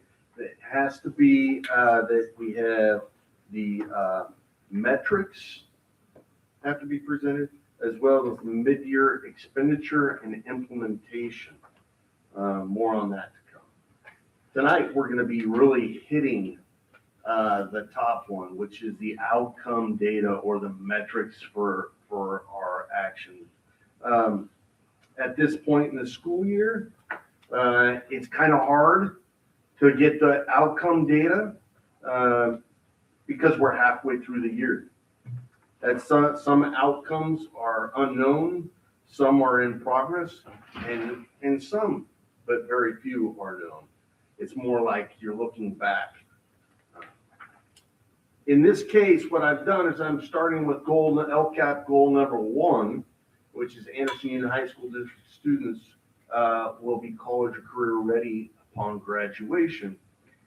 And as you'll see in those metrics, I have kind of like I have an issue with lots of color coding. In this case, what you're going to see there's a red category, which is not progressing to the desired outcome. There's a yellow, like you'll see on the top 2 up there, that is we're making progress too, but we're not at that desired outcome. And then the green is the desired outcome. Great illustration of this in the first 3 metrics for LCAP Goal 1. You can see college career indicator, we are progressing. And with the career indicator with students with disabilities, you'll see that progressing as well. We want to hit that 70% and 25%, but we're making headway in the right direction. Fortunately, we're doing fantastic with our 5 CTE pathways at both comprehensive sites. We're meeting that desired outcome for the following year. LCAP goal 1, we're moving on with metric 1.4 through 1.8. In the majority of these, the graduation rate, we are increasing there. We are making some improvement, not quite to the 90%. Actually, we like to see that even higher. The English language arts performance and the math performance, we're doing great. You see some improvement there. But then our science or CAST testing, there is a slight decrease. I will tell you, I think what's going to help is our move to an integrated science program, whether that's integrated ag integrated 1 and 2, or in the regular general sciences, we have integrated 1 and 2. That gives more of that thread between the physical and bio and life sciences that includes some earth and space as well. Then on 1.8, we have the AP passage rate. If you look, we're looking at last year, I mean, that's 60%. That's a pretty good jump. That is fantastic with our kids that are taking AP exams. 1.9 through 1.14, you'll see a lot of yellow here. We're making great progress. We're not to that desired outcome when it comes to graduation rates with students with disabilities. But take a look at the prior year, 61.7%, and now we're up to 80%. That's great. That's a great 1-year jump. We need to keep going. In the English learner progress rate, this comes from what we refer to as the LP, English Learner Progress Indicator. You'll see that in general, overall, we went from a 23.9 to a 26.7. However, in 1.11, you're going to see even something more impressive. That LP rate, if you narrow it down beyond just all English learners, narrow it down to long-term English learners, and you'll see a very nice bump up of about 2.8%. So that's fantastic when it comes to long-term. And then finally, access to California Common State standards, we're maintaining that 100% fidelity to that happening in the classroom. LCAP goal number 2, Anderson Union High School District will provide a safe, orderly, and responsive learning environment for all students. And in this case, right back to it, attendance rate, we are making gains on the attendance rate, but we can do way better. Just taking a census as of January 29th, 2026, we are at around 95.2. That's where we need to end school. Now, this isn't taking into account, well, it does. It's impacted by chronic absenteeism, which we need to work on. Suspension rate is something that we're holding steady at about 12%. And we need to improve that. When we send kids home, they become chronically absent. We need to work on that. We need to hold kids accountable, but work on things we can do with kids prior to them requiring a suspension. If I may comment on that, in some categories, each site is doing a good job on suspension rate, but when you combine them collectively as a district, that's where we're getting hit. Is that accurate, Mr. Mayor? That's spot on. Yeah. This is a district wins here. The expulsion rate as well, we've made good progress with that this last year. And the dropout rate, you see that that's red category and something we really need to highlight, especially looking and monitoring those seniors as we go, not just through their senior year, but even those kids that are sophomore and junior year, and trying to get them caught up with credits working on that dropout rate is key. Survey of school repair, that is basically the great work that our maintenance and facilities folks do in keeping our schools really at the top of the North State. Goal number 3, Anderson Union High School District will develop and maintain a systematic method for partnering with parents, guardians, community members, and ongoing development of district programs and services. Now, this is a pretty quick one. You'll see there's 2 items up there not yet administered. Why? Because that all centers around the climate survey. Great tool that Josh created last year that I brought before the board to get ready to use this year. We'll be implementing that climate survey. You'll see some of it come out in late February, and then another rendition in early March. Hitting the kids, and then the parents, community, and staff. And then the bottom 2, pretty much boilerplate on most LCAPs. All schools will use Aries Communicate to communicate with their parent and guardians. Everybody's using some type of system like Aries Communicate, especially if you need translation services. It's pretty darn good. 100% outcome there. All school sites conduct at least 5 outreach events. I'll tell you that the comprehensive and New Tech, fantastic job. I know we're going to get to a point at Alted where we're going to be able to hit that as well. Yes, Mr. Booth, I have a question just on 3.4. As I was reading through this, I know each school site, conducts their different outreach events, and we're trying to capture parental engagement, correct? Yeah. Would it be valuable if board members attended those events? I think that would be great. Like if we just committed to like 1 a year and each of us try to, go to one or something like that? I'd suggest you go to one at one site, but go to the same one.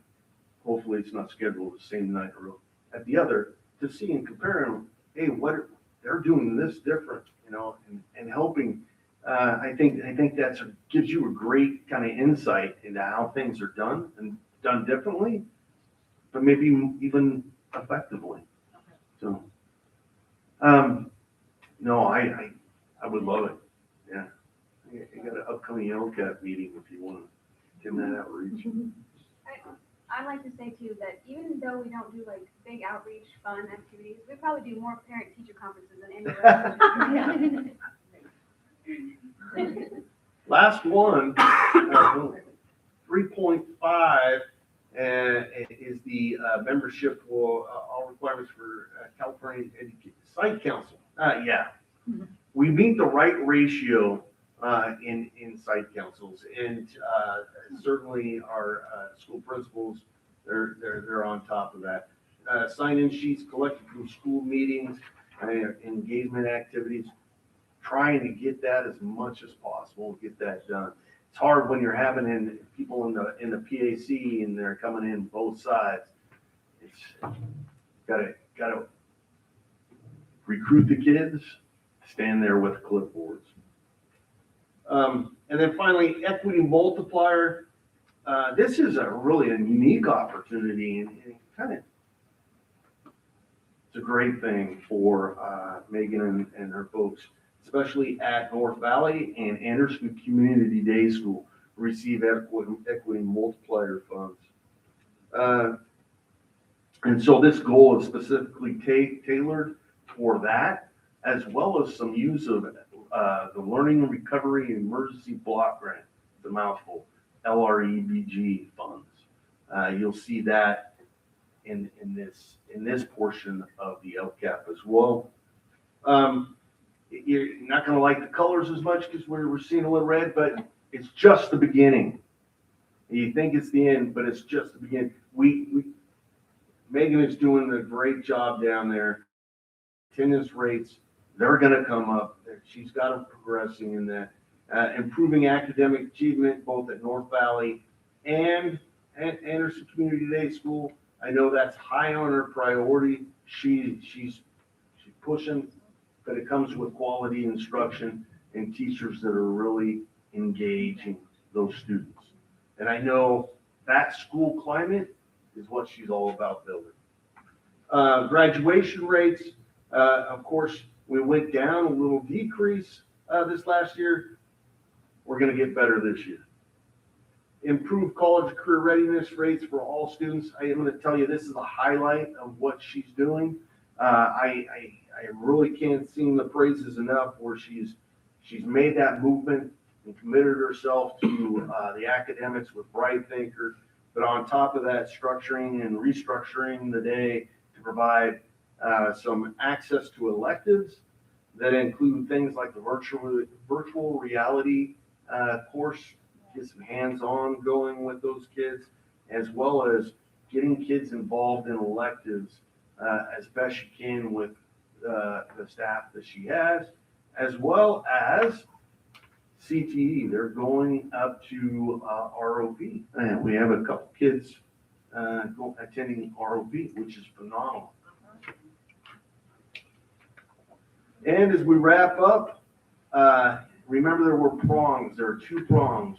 You had the metrics that we just went through. Then there's all the budgetary items and the implementation levels. That's why I included them, probably more detailed, not as exciting as my PowerPoint, I'm sure. Yeah. But that's why I included the DTS report. That's where you're going to see what's being spent, what has been spent, and what's allocated for that action, and the implementation levels. If you have any questions, I'd be happy to answer. We motion to approve the plan? A motion to approve? Second. Moving second, all those in favor? Aye. Aye. Unanimous? Okay, 6.8, information only. Everybody got the letter? Yep. Normal letter, sent up every year. 6.9, district transportation plan. Motion to approve? I got a question though. This is where we're gonna be doing the transportation for this program right here? We're gonna be doing the general education transportation. Joey's still doing the special ed. We're not doing special ed? Joey's still doing that. We're still doing that. Okay. Do I get a motion? Motion to approve? Second. Move the second, all those in favor? Aye. Carries. 6.10, agreement with Shasta County Office of Ed for home to school transportation for special ed. That's the new one. Yeah. Okay. So I do have a question on this, because this was the one that operates as a chargeback, correct? It didn't show what the cost was. What we pay annually. It always varies, and it's always, and we always pay it, like we just paid for last year, and it's based on ADA. There's a formula that drives that, and I think this year the amount was about 200, like mid 250-ish. We have the equipment to do this, right? With Skilly buses. Yeah, it's their buses. Motion to approve. I'll second. Move in second, all those in favor? Aye. Aye. 611, retire Shasta grant request for the Anderson New Technology High School students to visit college campuses. I motion to approve. Second. Move in second, all those in favor? Aye. Aye. Unanimous? By the way, that's a great program. Yeah, and just historically, we didn't put these things on, but if you recall, the board wanted all grants on the agenda, so that's what we're doing. Oh, cool. And this may be the first time they've seen that grant. 612, California Department of Education grant request for nutritional services, staffing, and professional development. Motion to approve. I'll second. Move in second, all those in favor? Aye. Aye, unanimous. 613, architectural services with Nichols, Milberg, and Rosetto. Phase 2. I have a quick question on this one. Yes. Well, it pertains to both 6.13 and 6.14. This is entering in phase 2, right? 'Cause this is the first time I remember. 6.13 says phase 2 for North Valley, and 6.14 says phase 1 and 2 for Oakview. I can explain if you want me to. Oh, yeah. That'd be great. Okay, so 2 phases. The first phase was all the outside of North Valley, and second phase is inside of North Valley, and then the outside and inside of Oakview and CDS and the other side of campus. So that's why it says 2.13. Okay. Yeah, I was just reading through, like, the schematic design has already been done, it looks like, in January, and then the design development. So right now, the next upcoming deadline would be, or milestone would be February 17th, correct? Which is the contract documents, which we're approving tonight. Is that correct? Mhm. Okay. Just wanted to confirm. Because I was reading. Mr. Schreiner's been keeping me updated, so. Okay. Oh, Richard Schreiner's daughter's at a basketball game tonight, that's why he's not here. okay. The question that I had. So this is page 487 of the paper copy, but this is section 5.2.2, district's consultants. So it's architect shall confer and cooperate with consultants retained by district as may be requested by district, or as reasonably necessary, district may retain a construction manager to assist district in performance of district's duties for the project. So my question is, are we going to retain a construction manager, or is that? What page you got again? This is page 8 of this, No, in the packet, 487, 47. and it's That's what 5.2. we have the same consultant we usually do. We had, the guy that oversees us, the we pay. Who is that guy? Overseas what? Oversees the project from our standpoint. Do we have him still? Max's son, I think it was, wasn't it? He still work for us? I don't think they do.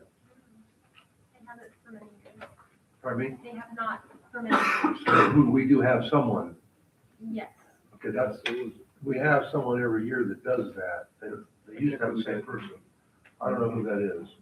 Yeah, that's what I was wanting to. 5.22, Brian. Yeah, to have Thank you. clarification on if we have somebody already retained, or if that's gonna be Yes, grant. we do, I can't remember his name.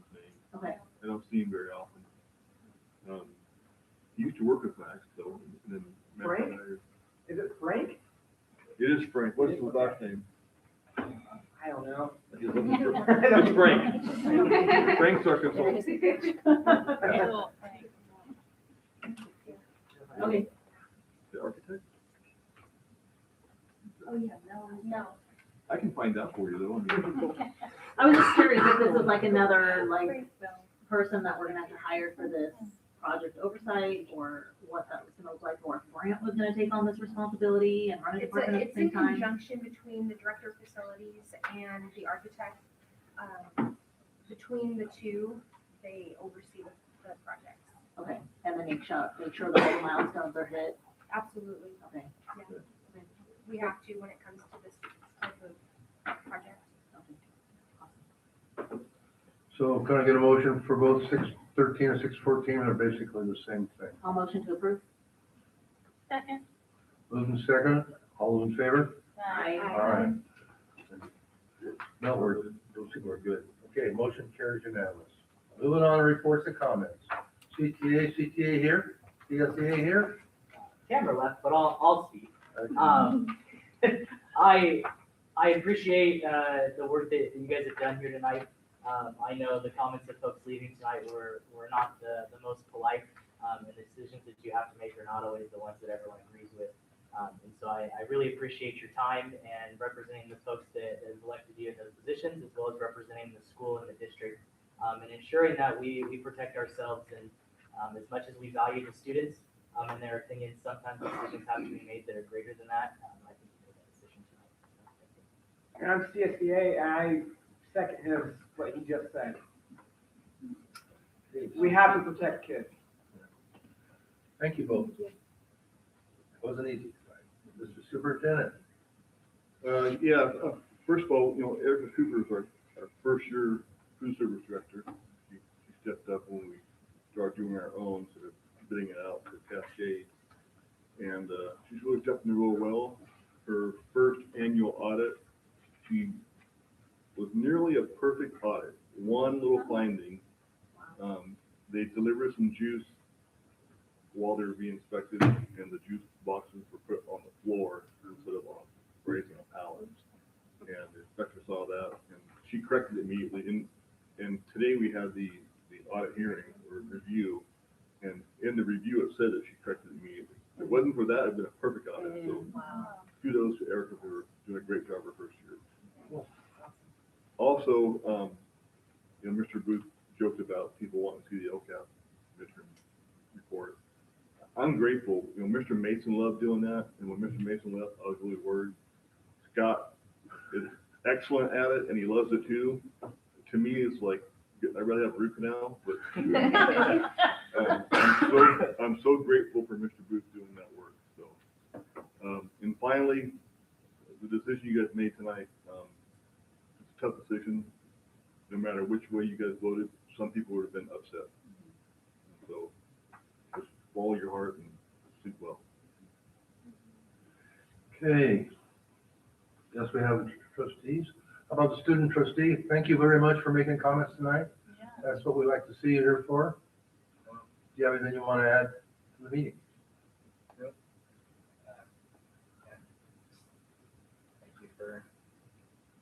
Thank you for letting me have this position. I just felt like I had, I don't really know, I felt important and like I was doing my job. And so I felt fulfilling. Good. Yay. Stacy? I stopped by the school and talked to Justin Bixby the other day, and I got to see Kat in full, working, and she was amazing, actually. It was crazy busy. I think it was Monday, and the subs teachers were calling in, and she wasn't feeling good, and I just want to give kudos to her going a million miles a minute, how fast and efficient she was covering for teachers and everything. And Lisa, you had that position. It was crazy. It was what people have to do, but it was amazing. And I did not appreciate having to be in this position that we got put in tonight, just FYI. That's what you get the big bucks for. Julia? I'll just say that I appreciate all the people who showed up tonight and had the courage to come up to the podium and speak. I know that's not easy.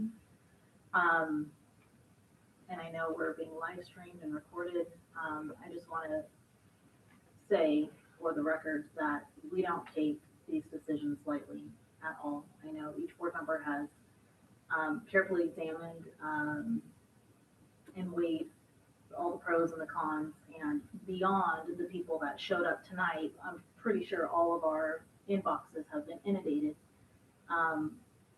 with lots of feedback from the community. So this was not a whole representation of the feedback that we've received from the community. But nonetheless, every single person that I've spoken to on the phone, that has text messaged me, who's stopped me in my neighborhood when I'm trying to take a walk, and emailed, I appreciate the involvement and the feedback. And it's easy to criticize when you're on the outside, but when you're in the ring making these hard decisions, nobody quite understands how difficult that is. And like Mr. Parker said, no matter what way we voted, there was going to be half the community is going to be upset, half the community is going to be happy. So I felt like we were in a lose-lose situation tonight. Jackie? I had the opportunity to come to Anderson and judge the speaking competition that the FFA did. Little faux pas I made though, I thought I was being invited just to judge the Anderson speaking competition, and so I had my Anderson hat on. I know, but as a judge, I was like, oh, wait a minute, we're judging all high school? So I had to quickly take off the hat, but I was so impressed. I think it was about 3 hours, and I judged 15 kids doing the section that I judged was impromptu. And so they had to come and choose from topics to talk about. And I was just so impressed. I mean, I have heart palpitations just doing this right now. And so to see these kids and to see what that FFA program did and what it brings out in the kids, it was just a joy to do. So thank you for extending that invitation. I'm always, as a board member, wanting to be involved. I just don't always know, but thank you for reaching out.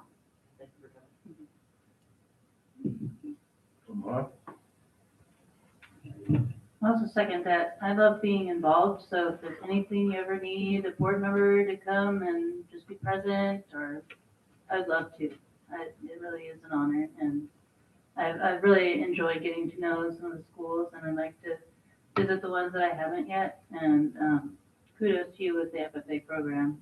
You're doing a great job. So, thank you. So I agree, it was very difficult tonight. I've known Greg Gondel for 30 years, I thought with him. So it was, I felt it was in the best interest of the district. And I have to vote that way because that's what I'm here to represent the district, not just one person. And I know it was rough for all of you too. So, okay, I think for the good order, the meeting is now adjourned.